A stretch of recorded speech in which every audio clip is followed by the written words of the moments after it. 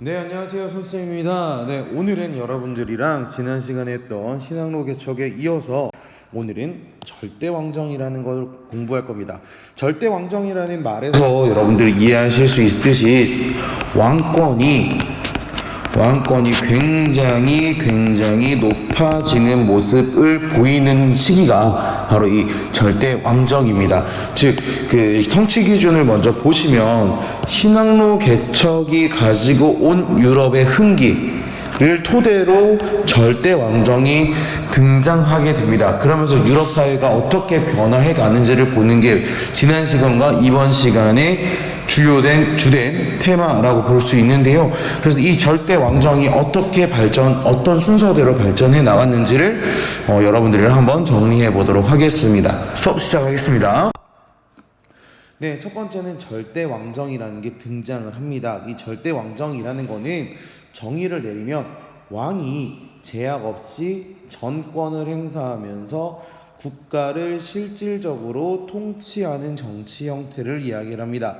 그래서 중세 봉건에서 근대 시민사회로 이행하는 과도기로서 절대 왕정이 등장한다 라고 보시면 되겠고요. 시기상으로는요 16에서 한 17세기 정도 된다 라고 여러분들 정리하시면 될 것 같습니다.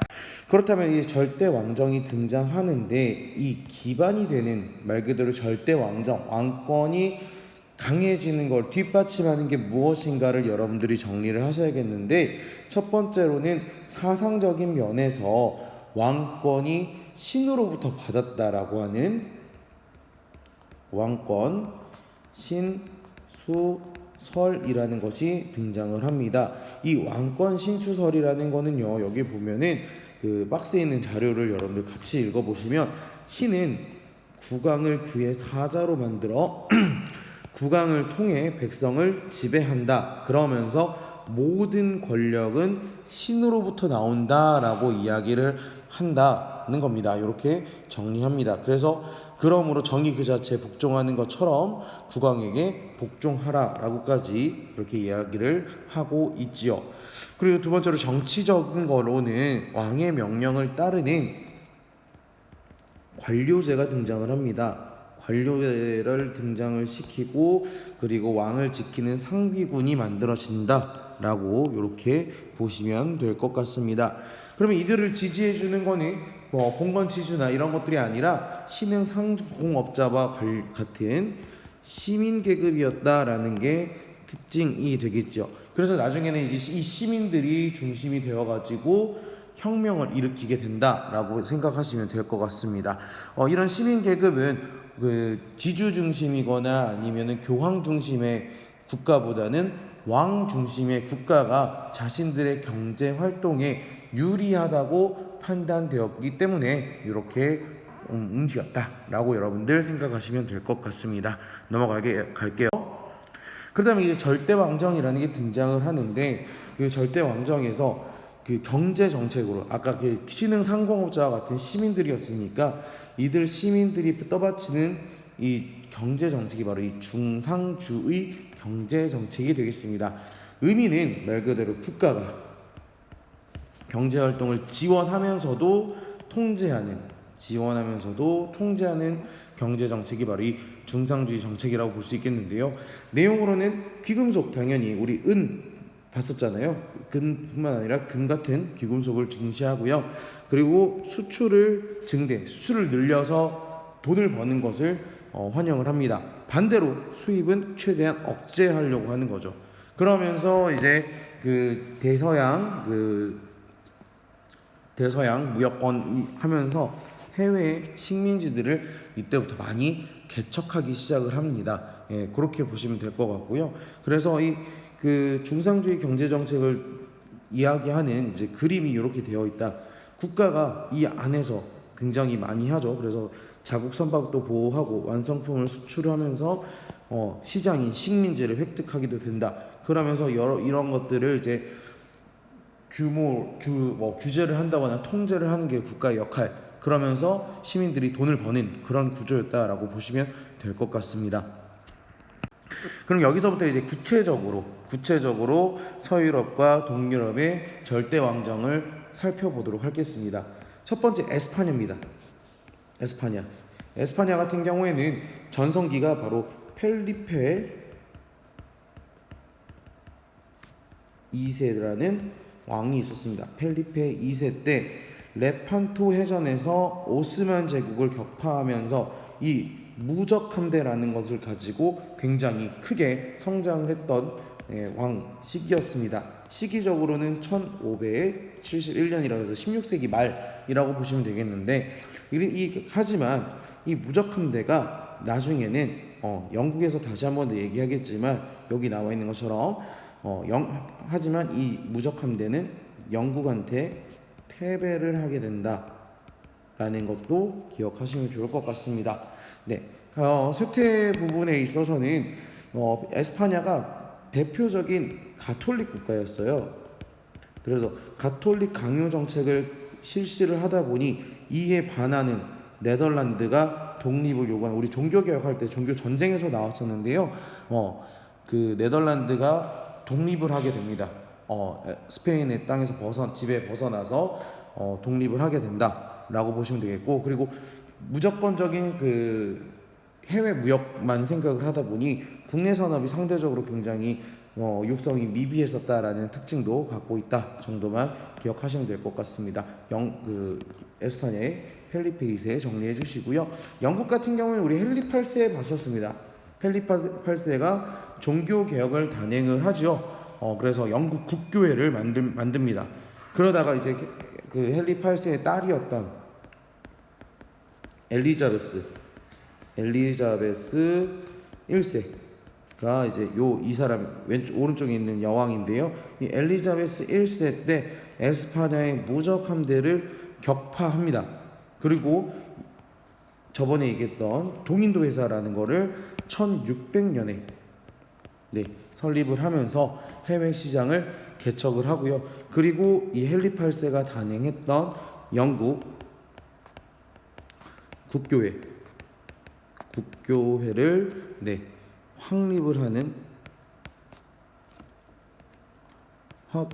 하는 시기가 바로 이 엘리자베스 1세 때가 되겠습니다. 넘어가도록 할게요. 자, 그리고 세 번째로 볼 거는 프랑스인데요. 프랑스는 우리 앙리 4세 때 그때 우리 낭트 칙령 얘기했습니다. 그러면서 종교의 자유를 상대적으로 주기도 했었는데요.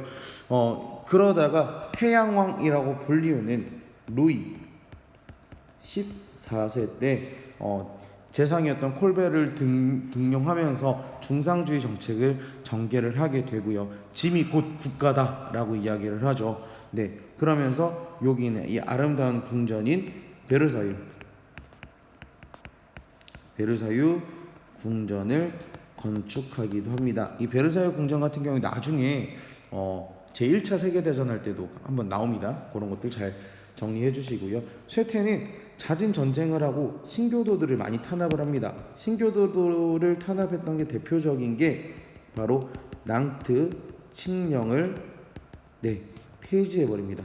폐지하고 다시 가톨릭 국가로 돌아가려고 한 게 바로 이 루이 14세 때의 모습입니다.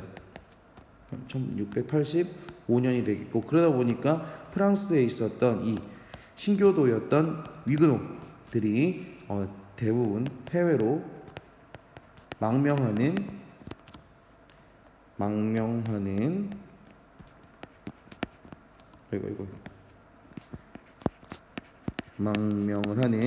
그런 결과를 가지고 오기도 했었다라고 여러분들 정리하시면 될 것 같습니다. 넘어가죠. 그렇다면 여기까지 이제 서유럽을 보고요. 동유럽이라고 하면요, 동유럽은요, 여기서 서유럽, 동유럽을 비교하는 건 우리 저번에 서로마, 동로마 그게 아니라요. 동유럽이라고 하면은 쉽게 얘기하면 독일을 기점으로 독일보다 오른쪽에 있는 나라들이라고 여러분들 생각하시면 될 것 같습니다. 그래서 동유럽의 절대 왕정 같은 경우에는 상대적으로 도시나 상공업 발달이 미약합니다. 왜냐하면은 생각을 해보세요. 상대적으로 대서양 무역을 하기에는 굉장히 동쪽에 지중해 쪽에 가까이 있다 보니까 대서양 무역에서 굉장히 소외되는 모습을 보입니다. 그러다 보니 자연스럽게 농노제가 유지되어 있는 모습도 보이고 서유럽보다 한 100년 정도 늦게서야 절대 왕정이 성립된다 정도만 여러분들 잘 기억하고 있으면 좋을 것 같습니다. 그렇다면 이제 동유럽의 대표적인 이 프로이센이라는 나라가 이제 프로이센이 이제 독일에 있는 일부 지역을 이제 국가화한 건데요. 프로이센에 프리드리히 2세라는 왕이 등장합니다. 프리드리히 2세가 등장을 해서 프로이센이 성장하는 데 크게 기여를 하는데요. 슐레지엔 지방을 차지합니다. 슐레지엔 지방이라고 하면 누구랑 오스트리아와 전쟁을 통해서 슐레지엔 지방을 차지하게 되고요. 이 사람이 대표적으로 했던 말이 군주는 국가 제일의 공복이라고 하면서 반마키아벨리론이라고 이런 자기의 책에서 이야기하는 것처럼 군주는 국가 제일의 공복이다 라고 주장하는 모습을 보이기도 했었다 정도 기억하시면 좋을 것 같습니다. 오스트리아 같은 경우에는 크게 지금 당장 볼 것은 없고요. 러시아를 보고 정리하도록 하죠. 러시아 같은 경우에는 2명의 왕이 등장을 하는데 첫 번째 등장하는 왕이 바로 이 피오트르 대제입니다. 대제라고 이야기하면은 우리나라 세종대왕, 광개토대왕 같은 느낌이라고 보시면 되겠고요. 이 피오트르 대제 같은 경우에는 17세기 말에 들어서야 서유럽처럼 되겠다라는 서유럽화 정책을 추진을 하게 됩니다. 그리고 위쪽으로 진출을 해서요. 어느 나라랑 그렇죠. 위에 있는 스웨덴과 싸워서 스웨덴과 싸운 이 전투를 우리는 북방전쟁이라고 합니다. 북방전쟁을 통해 위쪽으로 진출을 하고요. 청나라와는 네르친스크 조약을 체결을 함으로써 국경을 확정을 짓기도 했었다라고 보시면 될 것 같습니다. 그리고 상트페테르부르크라는 도시를 수도로서 개발하고자 했다. 지금 모스크바지만 지금 상트페테르부르크 같은 경우는 제2의 도시가 되어 있지요. 그리고 두 번째로 예카테리나 2세 같은 경우에는 프로이센, 오스트리아와 함께 폴란드 지방을 분할 점령해서 서쪽으로 진출하고자 하는 모습을 보이기도 했었다라고 보시면 되겠습니다. 이 당시에 이 프로이센의 왕이 아까 여러분 살펴봤던 프리드리히 2세였다 정도 여러분들 정리하시면 되겠습니다. 그래서 이번 시간에 배운 걸 간단하게 정리하면 큰 거 하나 배웠습니다. 뭐라고요? 바로 절대 왕정. 그렇죠. 절대 왕정. 왕권이 굉장히 커진 것을 이야기합니다. 그래서 이것의 기반은 왕권 신수설, 그리고 관료제, 그리고 상비군, 그리고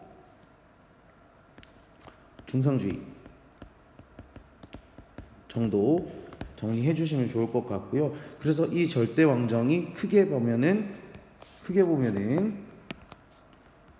서유럽과 동유럽으로 이야기 나눌 수 있는데, 서유럽에서는 에스파냐, 영국, 프랑스, 동유럽 같은 경우에는 프로이센, 그다음에 러시아, 물론 오스트리아도 있는데 이렇게 간단하게만 정리할게요. 에스파냐 같은 경우에는 펠리페 2세가 있었죠. 이 사람은 무적함대였다. 그 다음에 그래서 레판토 회전 같은 거 얘기했고요. 대표적으로 가톨릭을 굉장히 강요했다 정도 생각하시면 되겠을 것 같고, 영국 같은 경우에는 엘리자베스 1세, 그렇죠. 무슨 회사? 동인도 회사 정리하시면 될 것 같고, 프랑스 같은 경우에는 루이 14세가 있으면서 낭트 칙령을 폐지했고요.